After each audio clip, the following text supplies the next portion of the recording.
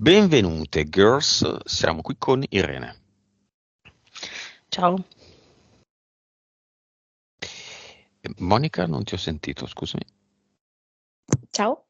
Ok, è perché visto che hai mosso la bocca ma non ti ho sentito, allora volevo vedere che 5, 4, 3, 2, 1.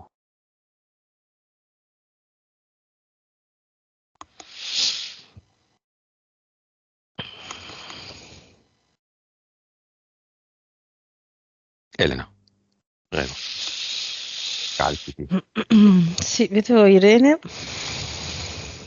che entra in scena suonando i tamburi, quelli un tamburo che è appeso alle braccia. Mhm. Sì. E entra a suon di rullo di tamburi. Con che stile? Annuncio una cosa? Sì, sì, passa in mezzo a un sacco di persone che la conoscono.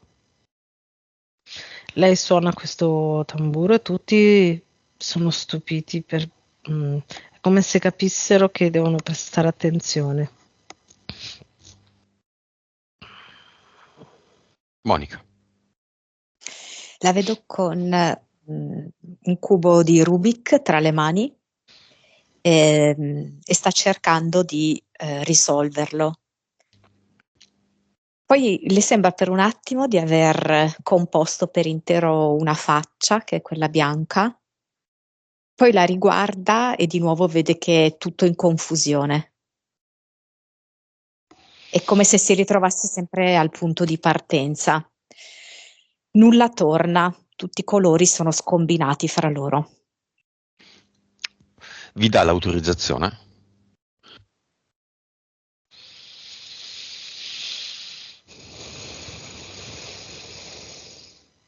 Sì, assolutamente. Come ve la dà? Allora dice a tutti, oggi parlo io, ascoltate che oggi parlo io. Sì, analogamente dice oggi questo cubo lo risolvo. Vibrazione. Chi vuole?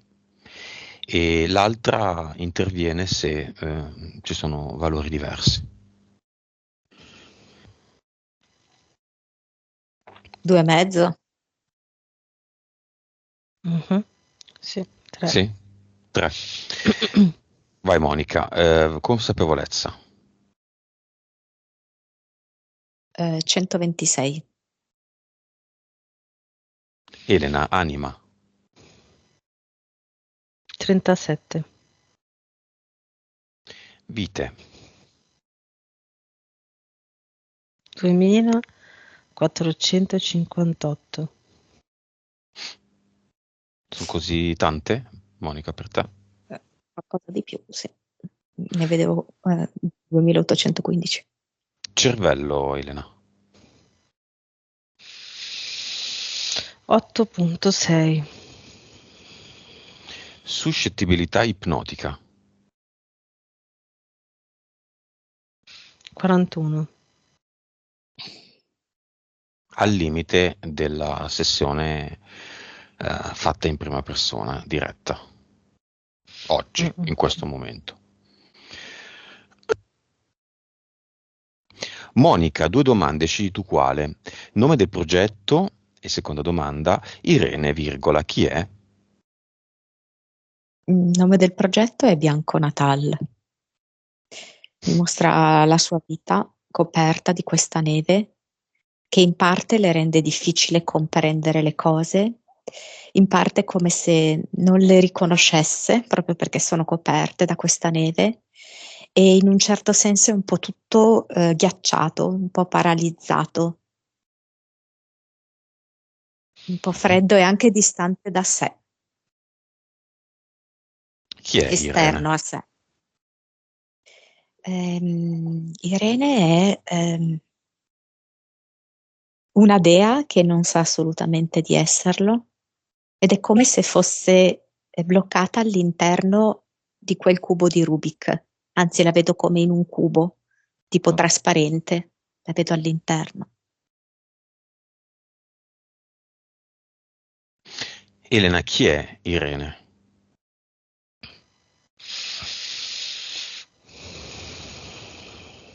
Irene è uno spirito creativo, leggero, libero, che non riesce a uscire dal cubo nero in cui è stata messa.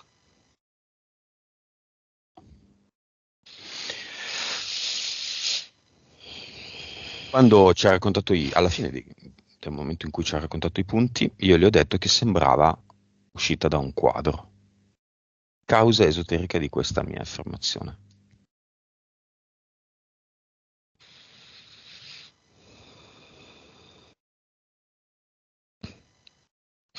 Beh, mi appare un'immagine dove ci sei tu che dipingi e fai il ritratto di una donna.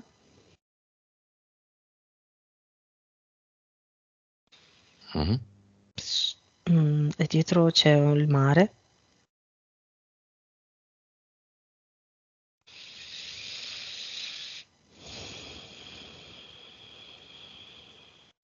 Boh, è come se quella donna che tu dipingevi ricorda molto Irene. Monica.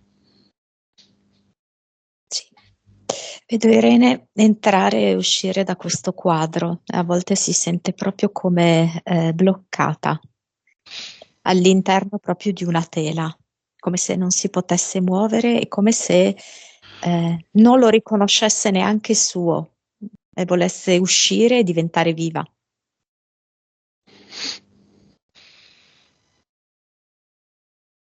Com'è il quadro che vedi?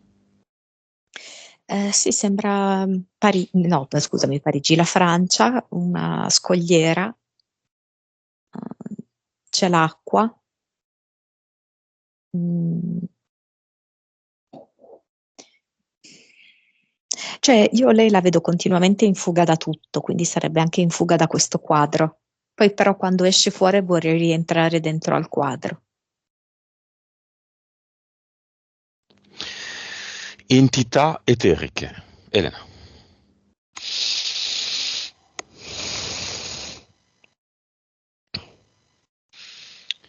Mm, Ci sono queste due lucertole che però stanno in piedi e che la tirano una da un braccio, una dall'altra e continuano a tirarla così.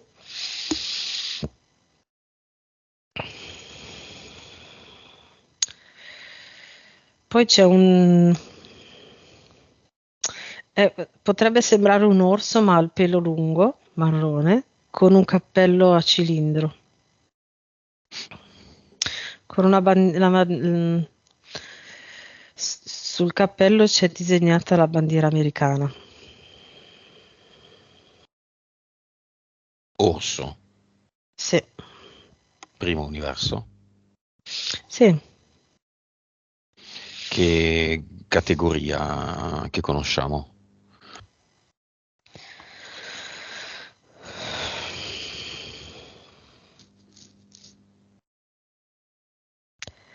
Ma sembra quasi più un travestimento.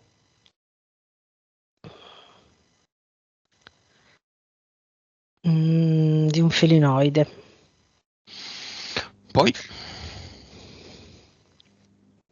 E poi c'è un leone dietro che è sul trono, su un trono d'oro. E poi ce ne sono due che è come se fossero messe, due che arrivano dal secondo universo, è come se fossero messe in una teca di vetro, quindi sono lì quasi imbalsamate in questo momento. E sono un umanoide color verde, un po' verde acqua, ha due teste con un mantello. E poi c'è invece questo mostro, cioè sembra tipico mostro nero, però la faccia è più morbida, è meno con i denti che sembrano cattivi, un po' più morbida. e tiene in mano una spada e guarda verso l'alto ed è come se fosse imbalsamato così dentro questa teca. E poi ci sono 2 uomini del tempo. E DL? 3. Monica, tutto così? Anche per te? L'unica cosa è che quello che lei ha visto come il felinoide travestito, io l'ho visto come personaggio del secondo universo, esattamente così con la bandiera americana, il cilindro, eccetera, però sotto forma proprio di un pagliaccio che va su una bicicletta piccolina, perché è proprio come Mm. se mi volesse riportare molto alla sua infanzia. Che in realtà è un'immagine che spesso è associata all'orso sulla biciclettina monociclo o piccolina, perché è un animale grosso e così fa ridere, è ridicolo, o in qualche immaginario circense c'è l'orso sulla biciclettina, cartoni animati, penso non nella realtà. Entità mentali, Monica, quante sono? Livello? Dimmi. Allora, quelle che mi mostra adesso sono 3. A questa nostra prima indagine, diciamo, no? E c'è fai la brava bambina, come se proprio mi riportasse un po' indietro nella sua infanzia. Ehm, Adesso potrebbe essere di livello 5, però magari in passato si è sentita più investita da questa entità mentale, poteva anche essere 7, dove c'era da un lato un forte ovviamente bisogno di approvazione, no? Da parte di lei e quindi fare le attività che la madre le proponeva e fare appunto in generale la brava bambina. E dall'altra appunto la voglia proprio di ribellarsi. Ehm, come proprio, non so come dirti, strappata su 2 versanti, no? In questo fai la brava bambina. Mm. Perché da una parte è come se ci fosse la mamma che dà delle regole, dà una direttiva, eccetera, e poi c'è dall'altra come una sorta di trasgressione delle regole, un deragliamento, diciamo così, no? Più rappresentato anche dal padre, dal fratello, no? È lei che deve in qualche modo barcamenarsi su tutti i fronti. La cima della montagna, a Sì, punta, a 2 sì. versanti. Seconda. Ma la seconda mi viene più Medoca, perché da un lato è come se per qualche ragione lei si sacrifica per altre persone facendosi togliere le piume, no? Spiumandosi. Ehm, per quello che lei crede essere il benessere di altri, rinuncia a delle parti importanti di sé. Mm. E questo crea, non so come dirti, una sorta di perdita della propria identità. La vedo appunto come un'oca senza più le piume che quasi non può neanche riconoscersi. Non sembra più un'oca, ma sembra un uccello senza piume, in questo senso. eh, Avendo subito un profondo dolore, no? Per Mm. arrivare a questo. Per Livello? procurare delle più servono a scaldare qualcun altro, poi. Mm. 5.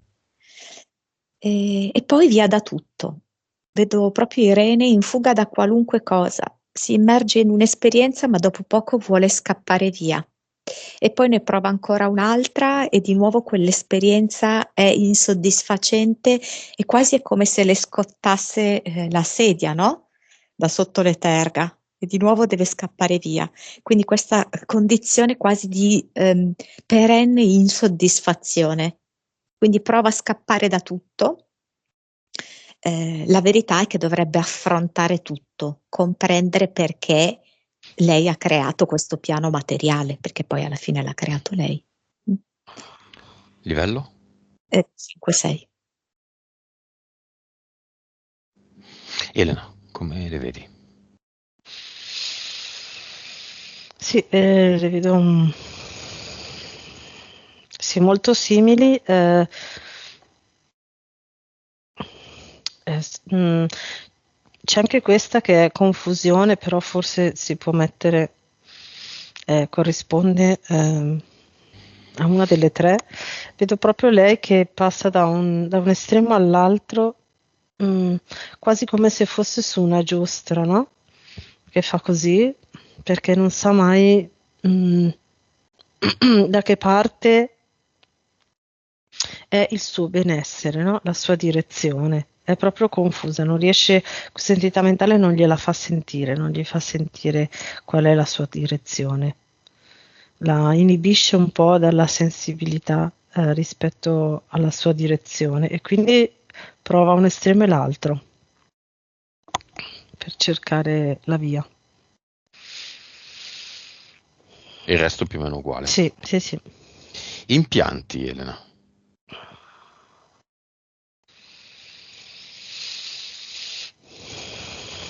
Sì, c'è questa luce che è quasi come se fosse una luce spia che c'è al centro della sua testa, che quando è attivata da Irene è verde. E di solito quando è attivata da Irene che è verde, le entità mentali la fanno diventare rossa e questo crea il dubbio e l'allarme in Irene e quindi si ferma all'esperienza, hanno la confusione, no? Quindi cambia strada e va in una direzione differente. Poi c'è come se ci fosse un cerchio intorno alla vita più largo, cioè quindi che come se fosse un hula hoop, ok? Che è agganciato però con delle catene, delle piccole catene al centro qua del suo torace, sullo sterno. Uh-huh. È come se fosse un impianto che la fa oscillare.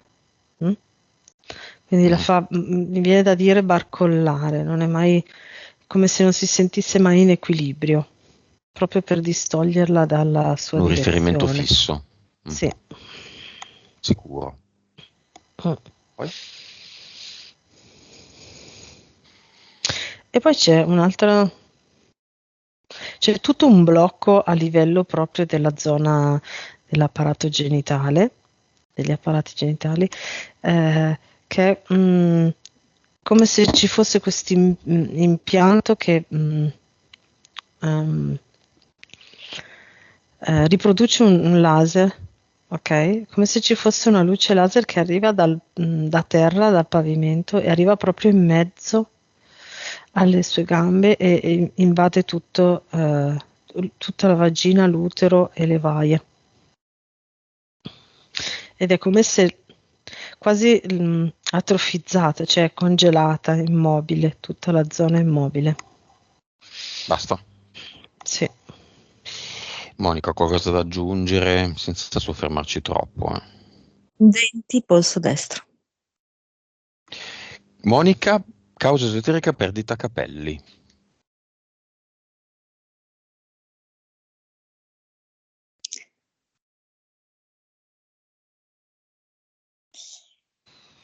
Mi fa vedere quel senso di disperazione incontrollabile nel rendersi conto che fare la brava bambina non le era riuscito bene e comunque non era servito.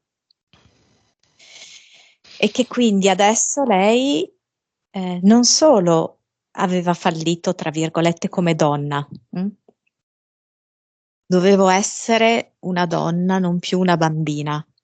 E allora mi ha rimpiazzato un'altra donna. E allora è andata a perdere proprio quello che è un attributo femminile molto importante, molto caratterizzante. E piume d'oca? E piume d'oca uguale, no? Così come ha perso, le sono state strappate con violenza le piume d'oca, così è come se le fossero state strappate i capelli, perché comunque è come se quest'altra ragazza non tanto forse le strappasse via quell'uomo, perché poi alla fine loro sono di nuovo insieme, però proprio le strappasse una parte di sé, che è la fiducia nella sua propria femminilità, nel suo valere come donna, come compagna. Quando è avvenuto questo? Visto che non c'è un giorno X in cui i capelli hanno iniziato a cadere con una certa intensità.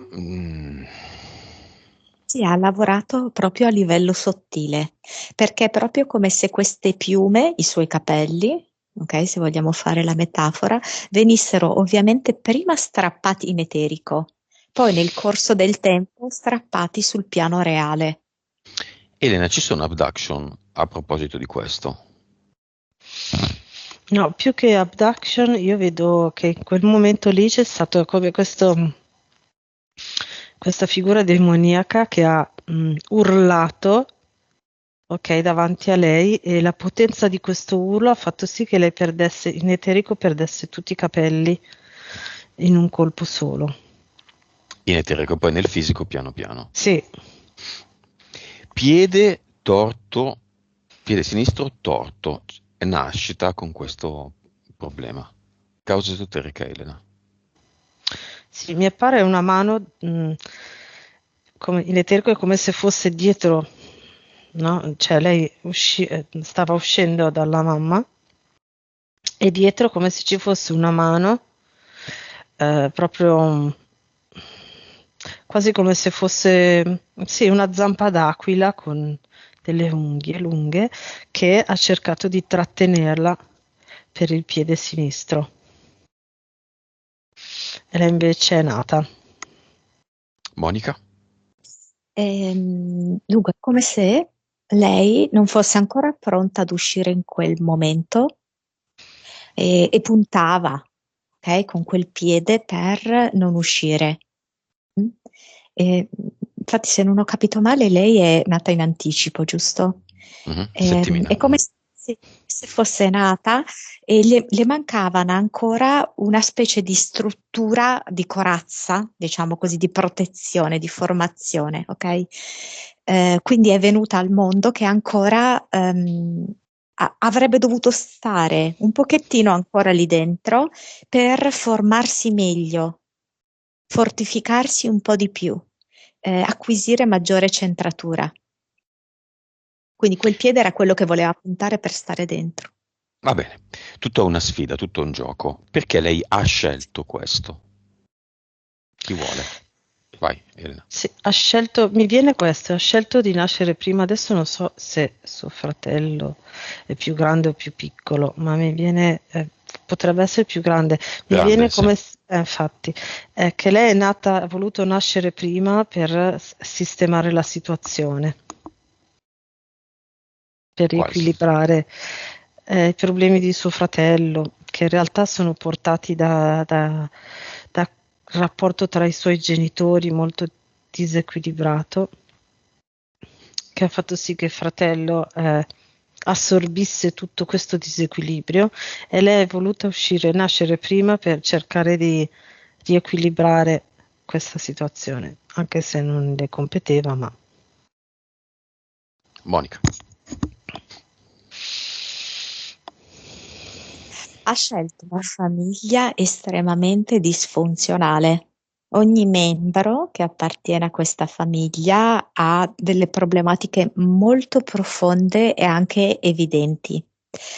E lei ha scelto una situazione così complessa, sia da un punto di vista psicologico che anche fisico-pratico, per essere il testimone, lei è una trentenne, per essere il testimone di questo passaggio di consapevolezza da tutto ciò che era la vecchia consapevolezza e quindi tutti i vari valori, tutto il disamore, tutte le disarmonie, eccetera, e per riuscire lei come passaggio, come testimone, a trasformare tutto quanto, a ribaltarlo tutto, a ripulire tutto. Fratello, papà, mamma, tutti nel cinema.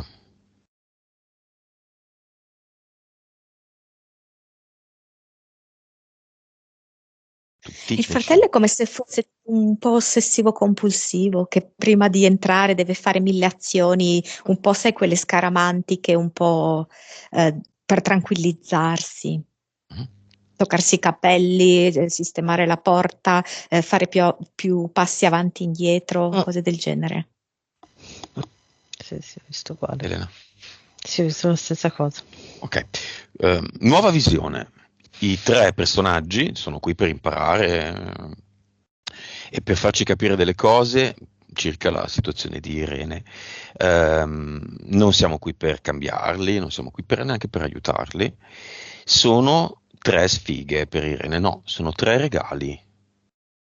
Lei si è scelta una famiglia disfunzionale, complicata, sicuramente un grosso obiettivo, sicuramente un grande lavoro, sicuramente un grande regalo. Irene, e non è uno scherzo e non è ironia, è fortunata. Che succede a queste parole? Sì, Irene vede proprio che lei è come una specie di proiettore e da questo proiettore che è lei genera 3 ologrammi, l'ologramma mamma, l'ologramma fratello, l'ologramma papà. Poi più in là c'è anche l'ologramma fidanzato. mm? Lo comprende che è da se stessa, dalla propria interiorità, che vengono generati questi ologrammi in questa finta Matrix. Elena. Sì, vedo una cosa simile perché invece che la proiezione degli ologrammi, su tutti e 3 è apparsa una striscia bianca, quasi come se fosse la striscia del sindaco, no? Però tutta bianca e con sopra scritto ognuno di loro che cosa ha portato come strumento a Irene. Mhm. E quindi ci sono i 3 strumenti. Per esempio sul fratello c'è scritto ehm,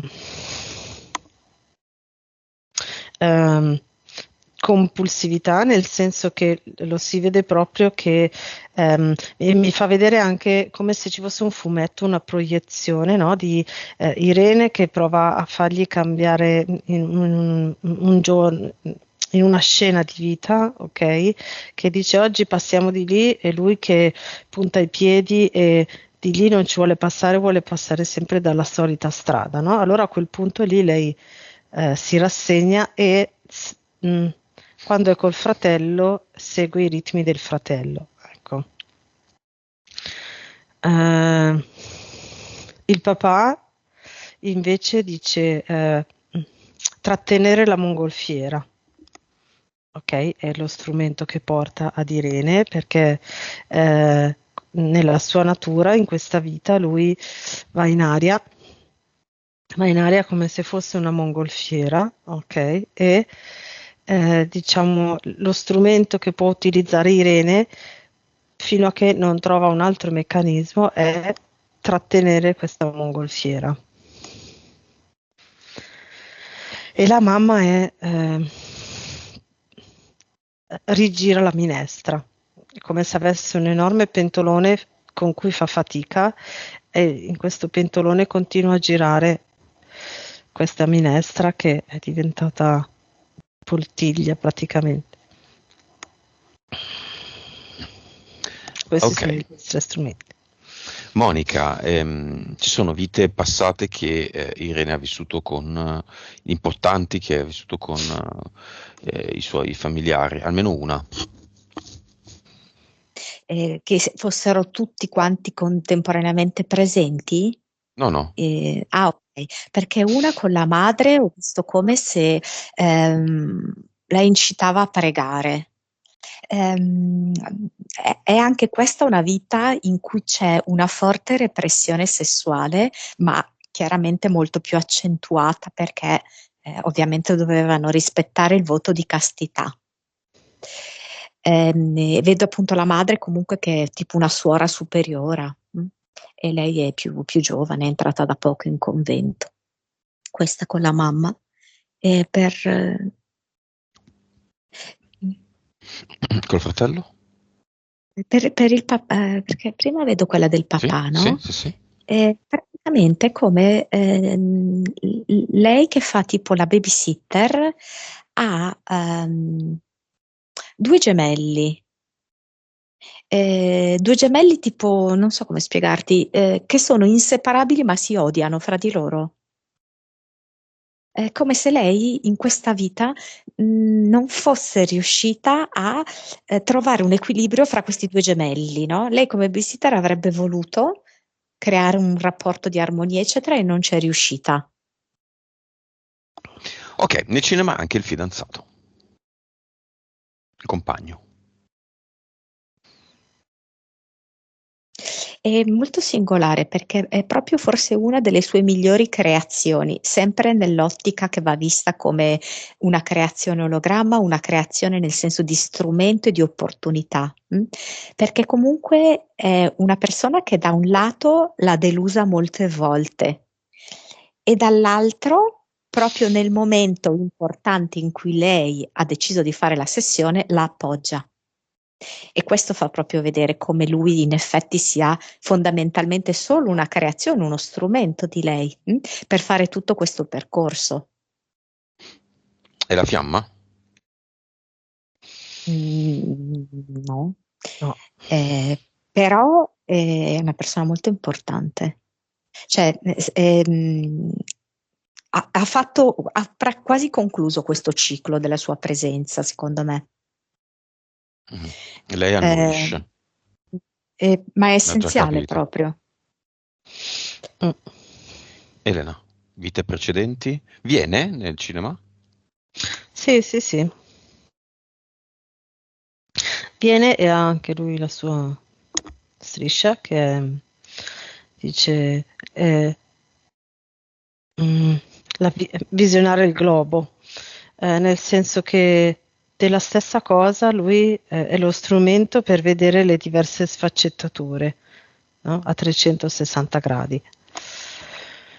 Ehm, Vite precedenti, me le fa vedere questa dove c'è anche suo fratello e sono due, non sono fratelli, sono colleghi e lavorano in questo frutteto dove però al tempo per raccogliere i frutti anche in alto si arrampicavano proprio sugli alberi. Mm.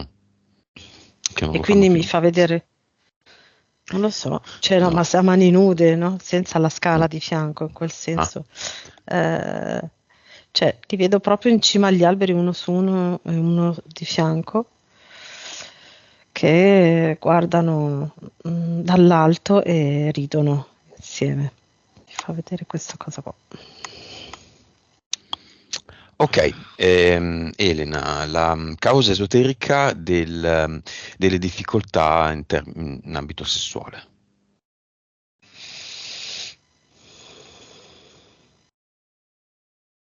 Allora, in eterico è come se si creasse mi viene da dire una membrana, un tessuto, no, che fa sì che lei sia insensibile, ok? Mhm. In alcuni momenti. In eterico appare questo, è proprio un tessuto, una membrana che ricopre tutta la sua vagina, ok? Mhm. E rende insensibile. Ehm, Tradotto è quasi come se lei riuscisse a trasmettere ai tessuti della sua vagina dei pregiudizi, dei preconcetti, ok? Per far sì che questi interagissero nel rapporto sessuale. Non so se ho reso l'idea. Cioè, è quasi, cioè se lei, in questo momento, se lei si crea delle idee sbagliate, delle idee che non vanno con le sue idee, che sono in disaccordo con quello che lei sente e quello che lei crede, ok? Nell'altra persona, in questo caso nel suo compagno, fa sì che diventi insensibile, quasi come se mettesse, no, uno strato di separazione. E perché ha provato l'orgasmo una manciata di volte solo con lui? Perché in quel momento lì lei lo approvava al 100%, approvava al 100% le sue idee e lo sentiva, no? Ok. Mm. Monica, Mm, per testa da darmi questa risposta mi chiama la madre. Mi fa vedere come una specie di calco proposto dalla madre, oltre che questa vita precedente, no? In cui ovviamente non era contemplato il soddisfacimento sessuale. È come se lei, da un lato, fosse sempre un po' richiamata ad essere bambina. Ok? Quindi la bambina non vive la sessualità. Dall'altro, proprio per il desiderio di trasgressione, ovviamente molto attratta dalla sessualità.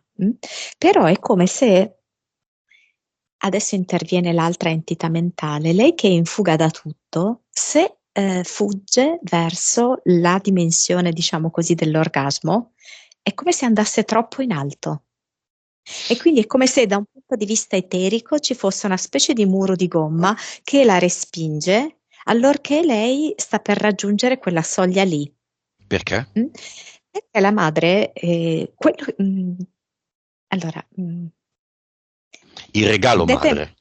il regalo madre è tutti questi blocchi rispetto alla sessualità e alla femminilità, perché ci sono delle cose da fare, dei doveri nella vita, c'è molto da fare e si deve mettere da parte un po' se stesse, diciamo, no? E non è così importante la realizzazione come donna, come femmina.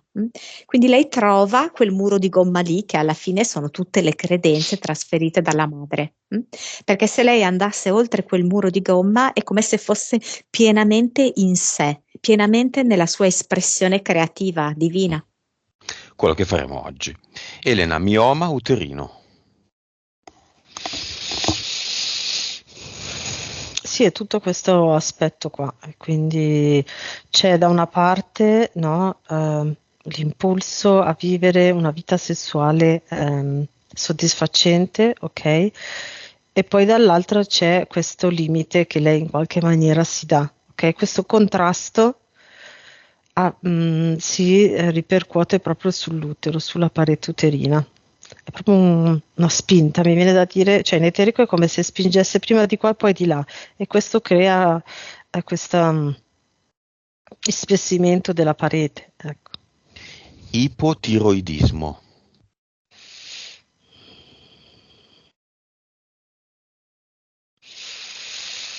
Allora, mi fa vedere questa immagine di lei che a volte diciamo, si sovrappone l'immagine di Irene bambina e Irene più adulta, ok? Quindi è come a dire che è un meccanismo che lei mette in atto fin da quando era bambina. mm? Dove va verso, mi fa vedere come se entrasse in una porta, no, non entra, ha davanti un grosso portone fatto ad arco, così, mm? Fatto a volta, e quella è l'esperienza che lei deve vivere in questo momento, ok? Ma nel momento in cui sta per entrare e varcare questo arco, ok? È come se si spaventasse e i suoi talloni la frenano, ok? Quindi è tutto rallentato. Mi fa vedere che è collegato a questo, un rallentamento del suo movimento. Cervicalgia.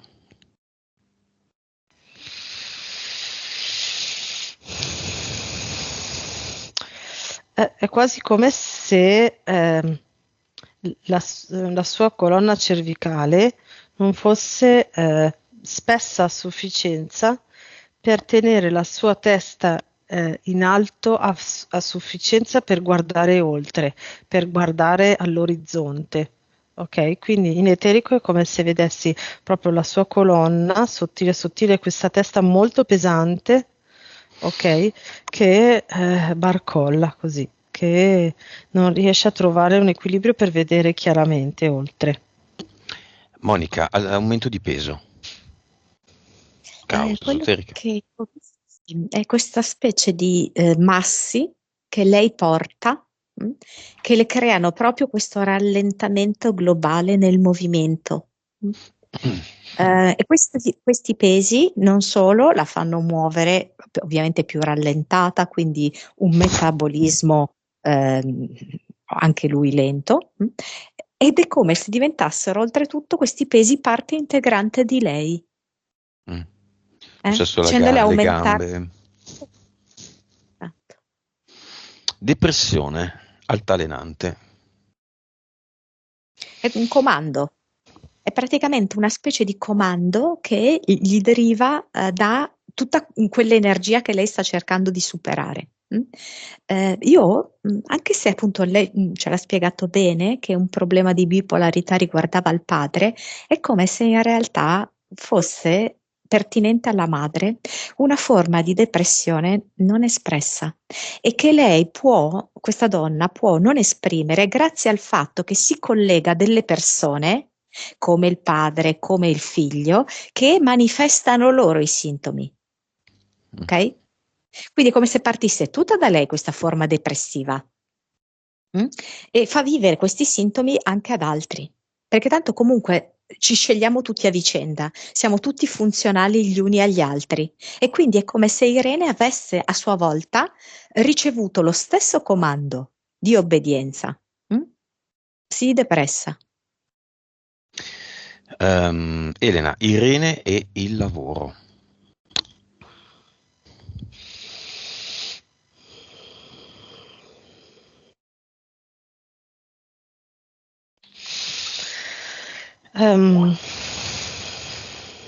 È come se lei nascondesse, in eterico mi fa vedere che è come se oscurasse gli strumenti che le permetterebbero di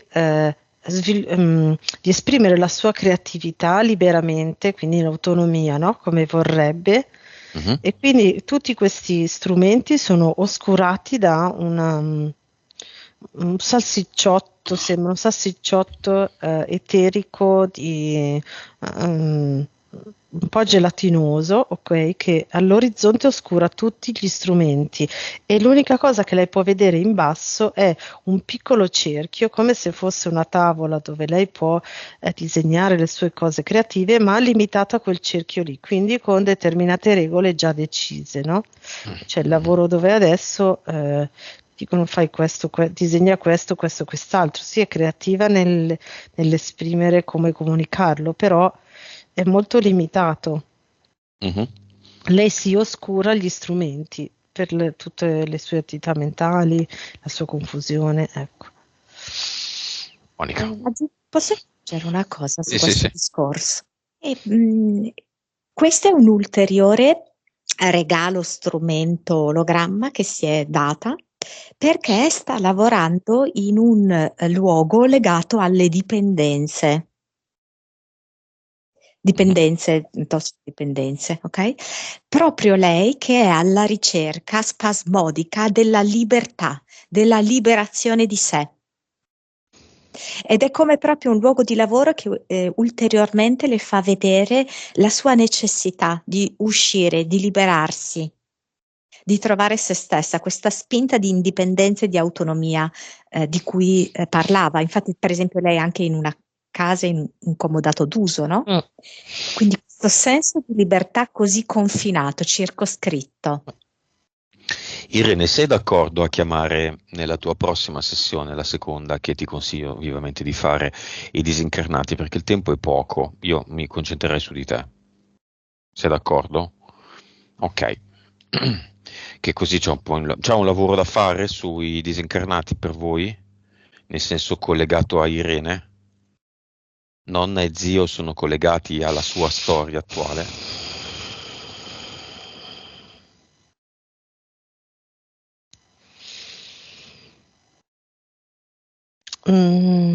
Stavano aspettando? Se stavano aspettando va bene. Stavano aspettando, cosa vuol dire? Portale aureo. Ah, sì, sì. No, niente di che sia fondamentale per il suo cambiamento. Okay. Chiamiamoli. Portale aureo, ditemi se vogliono lasciare un'immagine, una frase, una parola, un messaggio completo. Non so se ha un significato per Irene questa cosa, ma lo zio si presenta con una specie di maglione molto lungo che arriva alle ginocchia e la cosa che è molto evidente è questa greca bianca che ha, che sono due linee che si incrociano così e quasi la mette in risalto. Monica? Sì, mi incuriosisce perché questa alternanza di colore verde-bianco l'ho visto spesso su di lei. Però ritornando a questo punto qua, è come se, siccome sono entrambi collegati alla madre, questi disincarnati, vedo che il fratello, Zio è paterno, però. Zio Mm. paterno, nonna materna. però mi parlano entrambi della felicità, probabilmente per il fatto che, cioè in realtà l'energia è la stessa, no? L'energia di sua madre e di suo padre può sembrare diversa, ma è esattamente la stessa, che è quella della privazione della felicità. Mhm. E infatti questo zio mi parla della felicità. La felicità esiste, la felicità è possibile e si presenta a lei con un mazzolino di fiori primaverile. La nonna E lo zio? e lo zio. Ah, a lei si Sì, presenta. Si sì, si presenta a lei. presenta a lei, esatto. Come Quali dire, fiori?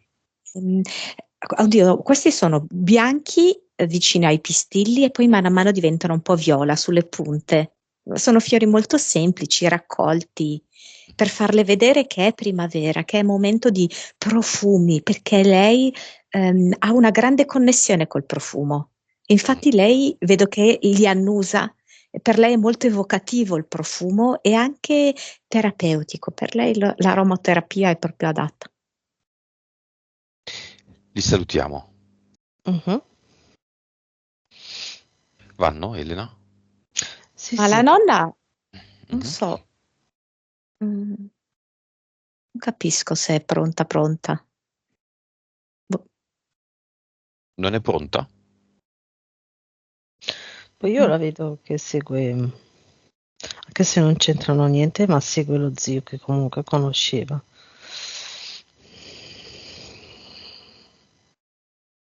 Quasi un po' in automatico, sì, però non vedo che fa resistenza. Bene, lo chiudiamo. La felicità, quello che al 1000% Irene vuole per sé. Vuole un po' anche di utopia, diciamo, il lavoro ideale, guadagnare tanto, lavoro indipendente. Può essere, piano piano. Mm. La felicità e il fumo? A quanto vibrerebbe Elena? A inizio era 2,5, no? Se non avesse Mhm. mai toccato una sigaretta in vita sua. Stesse condizioni, tutte uguali. 28 miliardi 8. all'inizio, sì. Adesso a quanto vibra? Allora, quanto vibra? 18 miliardi in questo momento. Senza sigarette? 103. Mazza. Mm. Va bene, Irene adesso va nel cinema e si mette davanti al compagno.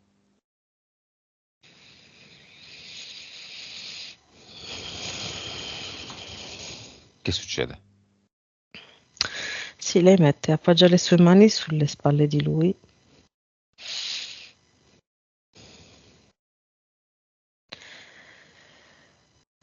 e guardavano negli occhi,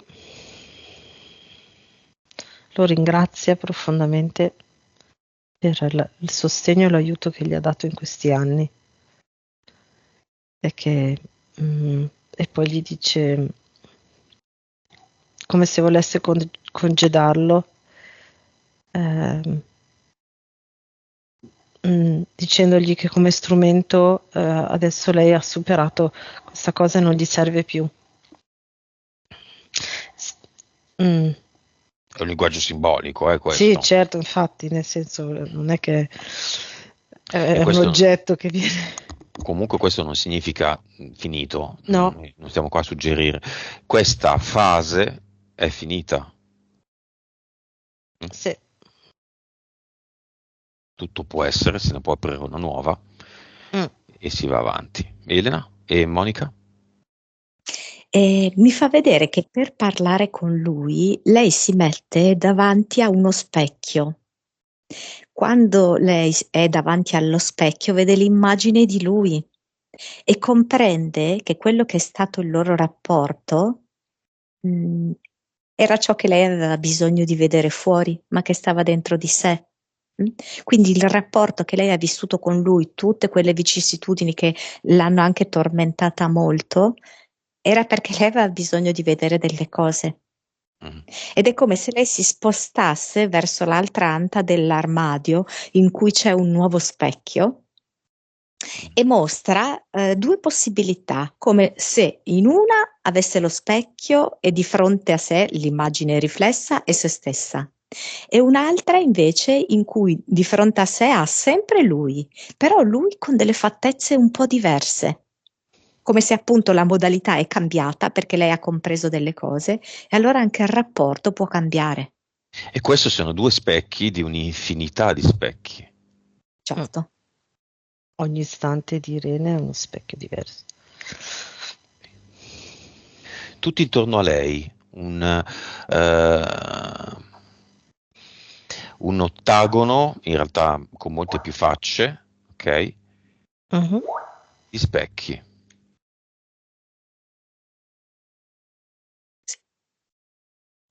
Sì, bella l'immagine perché su ogni specchio appunto, no, c'è un Irene, una parte di Irene, ok? Lui a casa sua ha Ass- uno specchio, un armadio con gli specchi, eh. con le ante specchio. Allora, tutti questi specchi intorno a Irene, ok, che proiettano una parte, un aspetto di Irene, ok, nei vari momenti, e è come se venissero risucchiati e entrassero dentro Irene a creare Irene. Monica? E questi specchi sono molto preziosi perché lei riesce a vedere fuori delle cose che dentro non riusciva a vedere. E allora l'immagine di Elena è molto efficace in questo senso, no? Perché alla fine queste immagini esteriori sono l'Irene sconosciuta. Mm. Vengono integrate, le integra. Mm. Immagini, simboli, immagini, simboli. Se vedete la scena dall'alto sembra un occhio, con lei pupilla, no? Mhm. Perché gli specchi sono tanti, tanti, tanti, tanti quanto forse una linea Cerchio. tonda. Infatti. Se qualcuno nei commenti a questo video dice che sono un illuminato, l'occhio che Massone. tutto vede, può anche andare a quel paese. L'ho anche fatto, l'ho anche disegnato adesso un occhio. Lo volete vedere? No, meglio di no. Mm. Quando rido mi cadono le cuffie. Causa esoterica di quando rido che mi cadono le cuffie. Va bene, Frigge. torniamo al quadro.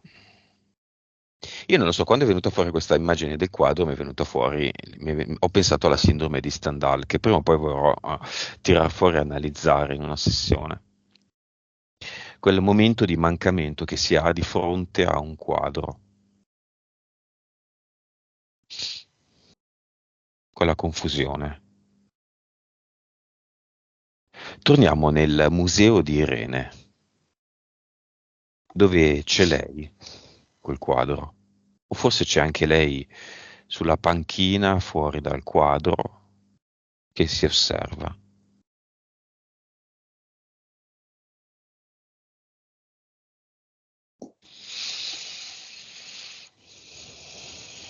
Chi è Irene?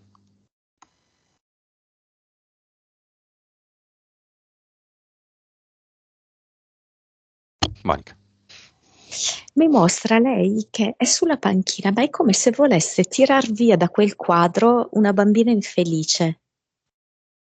È come se volesse creare questa unione tra lei adulta e questa bambina qui. Che è come una bambina imprigionata là dentro. come una bambina che appunto non ha tutti gli strumenti, lei che è nata prematura, lei che ha sempre dovuto un po' fare l'adulta, in un certo senso, perché hai visto tutto il contesto familiare. Ed è come se lei lo volesse modificare questo quadro, in parte attraverso l'osservazione e in parte potesse proprio fattivamente modificarlo. Può farlo, è un ologramma. Non Tutto un vuole essere ologramma. solo spettatrice lei, Tutto un vuole essere ologramma. artista. Bene.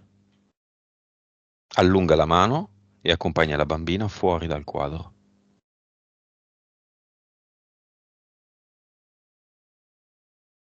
Sì, questa bambina smarrita, che è uscita dal quadro ed è in questo mondo un po' più reale, moderno. Quello era un quadro, insomma, un po' più ottocentesco. Quale mano ha dato Irene e quale mano ha dato la bambina? Irene destra e la bambina la sinistra. Si guardano. Sì, mi sembra chiara di capelli questa bimba.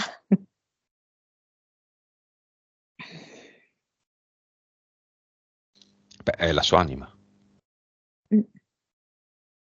Esatto. E c'è proprio questo bianco, questa purezza, questo candore, quasi allo stato grezzo, direi, no? Incontaminato. Elena. Sì, mi fa vedere che poi provano a cambiare mano per sentire la differenza. Mm? A volte è la bambina che dirige e a volte è Irene adulta che dirige. E questo intercalarsi delle mani fa sì che lei si possa sentire completa e che a volte possa anche lei rassicurare la bambina. La bambina interiore. Mm. Sono fuori dal quadro. Sì, sì, sì. Il quadro è vuoto, nel Adesso senso è c'è. vuoto. C'è una tela bianca, libera,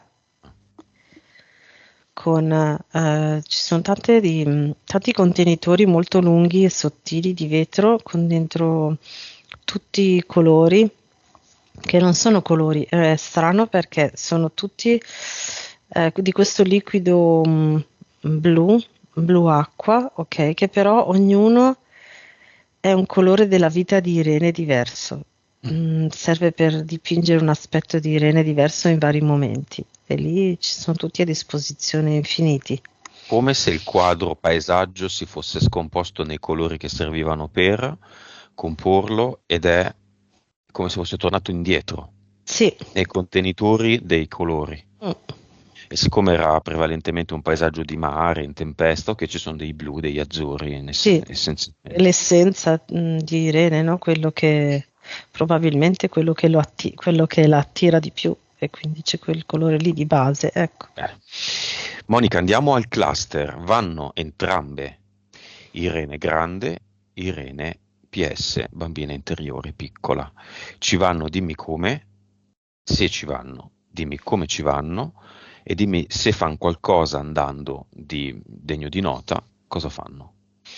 Inizialmente Irene l'aveva presa tra le braccia, proprio quasi cullarla, e poi però l'ha lasciata andare a camminare e vanno quindi mano nella mano. È tipo qualcosa legato all'infanzia, sembra quasi una culla di legno, io penso che sia rappresentativa una bambola con il ciuccio in bocca. E poi ci sono tanti farmaci, di quelli nei vasetti di vetro, con varie compresse dentro. Ehm, Nel cluster, come esatto, contratti. Ah. sì. Ma la bambina che fa? Ride, è seria, dice cose, la guarda, non la guarda. La bambina ha visto questo riferimento all'infanzia rappresentato dalla culla e dalla bambola e vedo che guarda lei quasi alla ricerca all'inizio di rassicurazioni per comprendere meglio quello che sta vedendo, perché è come se stesse avvenendo una sorta di fusione di consapevolezza. Mentre la bambina in un certo senso rappresenta anche, come ti posso dire, la purezza inconsapevole. Irene rappresenta di più ciò che è stato sporcato e contaminato da una serie di esperienze, Come è però ovvio con che una sia. consapevolezza, certo, Mhm. certo, una consapevolezza che si sta formando. E Elena, quindi c'è proprio questo scambio, fusione. Sì, prima della fusione la bambina fa vedere, a Irene piccola fa vedere a Irene grande com'è semplice eliminare, no, con genuinità tutti i contratti del cluster, come si può essere creativi, proprio con quell'energia da bambino che non è ancora incontaminata. mm, E mentre glielo mostra, poi avviene la fusione e le due Irene lo fanno istantaneamente. come lo fanno? Mentre la bambina passa la mano quasi come se avesse un cancellino su una lavagna, Mm, ok? E intanto mm. guarda Irene grande ridendo, poi si fondono e nel momento in cui diventano una persona unica, ok? È già tutto cancellato, viene tutto, è libero di nuovo. E che fa Irene Grande? Che ormai è uno sola. Mhm. È stupita? Si è stupita quando Irene Piccola gli ha fatto vedere come si faceva, ok? Ha sentito, ha integrato questa informazione e poi l'ha fatto istantaneamente. Ologramma. Cosa crea Mhm. qui Monica? E vedo che annusa uno essenziale, mi sembra che sia il limone, un agrume, così. E nel momento in cui annusa questo olio essenziale, è come se si sprigionasse in lei una potenza fortissima. mm? Ed è proprio grazie a questa potenza che si sprigiona in lei che riesce a creare questo ad eternum che ha un po' i colori bianco, giallo e anche qualche macchiolina verde come se fossero le foglie del limone. Avatar, Monica. Mi appare come con un sentimento, non so come dirti, da svergognata, vergogna, repressione, come questa alternanza qua, perché vedo quasi un avatar un po' discinto, un po' eh, disobbediente che si vergogna, così. Mhm. Che ne fa Elena? No, lei ha deciso di essere se stessa, di liberarsi da tutti questi, di queste pesantezze e anche giudizi. Lei si è molto anche giudicata nel passato Mhm. e quindi assolutamente butta via tutto quanto nel portale definitivo, incluso questo sentimento di pesantezza, di autoaccusa, di rimprovero. Cosa crea qui Elena al suo posto?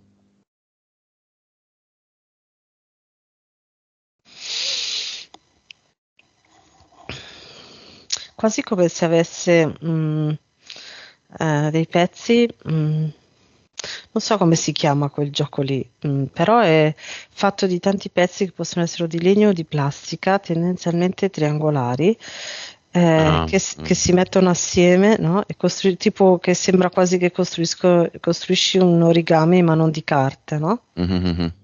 Mm.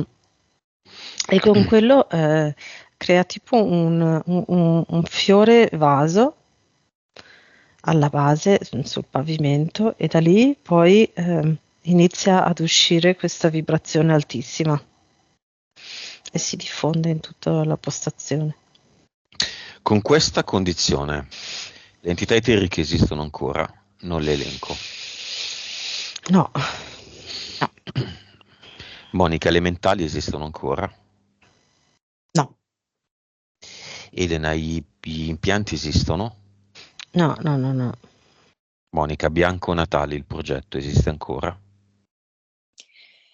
no, Elena, Irene la Fortunata c'è? certo. Vibrazione. 236 miliardi. Consapevolezza, Monica. 160 circa. PS, Elena. Anima. 69. Vite, Monica. 1987. Cervello, Elena. 9.2. Suscettibilità ipnotica, Monica.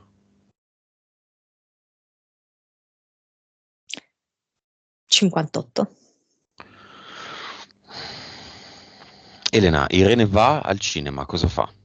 Come si congeda? Da compagno, fratello, papà, mamma.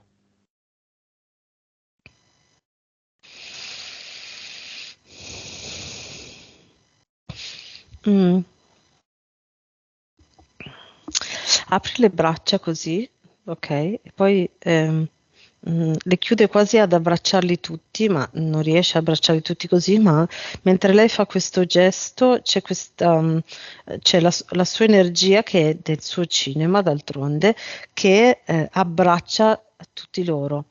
Il compagno si è avvicinato ai suoi genitori, a suo fratello e abbraccia tutti loro. Questa energia, come se fossero le sue braccia, no? Un prolungamento delle sue braccia energetico. Del perimetro del cinema. Sì. Elena e Monica.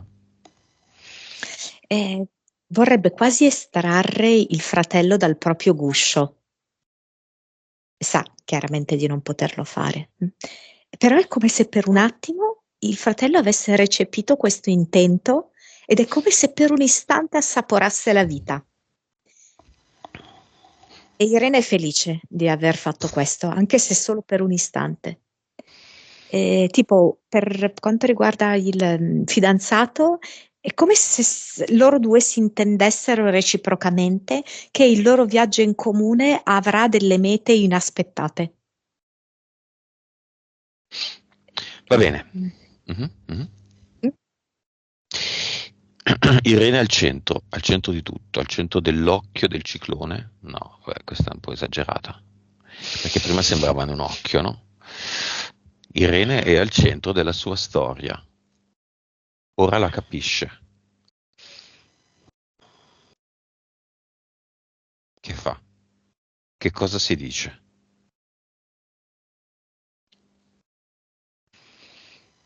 Elena.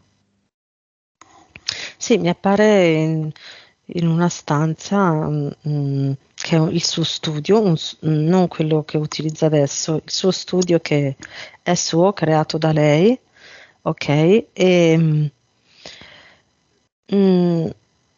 mi fa vedere loro dietro di lei, ok? E lei che da loro, grazie a loro, grazie a quello che le hanno fatto, l'esperienza che le hanno fatto vivere, che le fanno vivere, lei da lì è come se riuscisse a disegnare, ok? La sua creatività. E Disegnare quindi, davvero.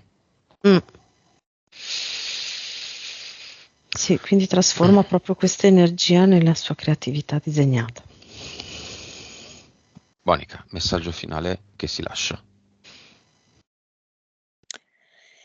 Ho sofferto tanto nel corpo e nella mente e adesso quasi un po' mi viene da ridere. Nel vedere che la vita è una magia e che se cambio i presupposti dentro di me riesco a trasformare la mia vita.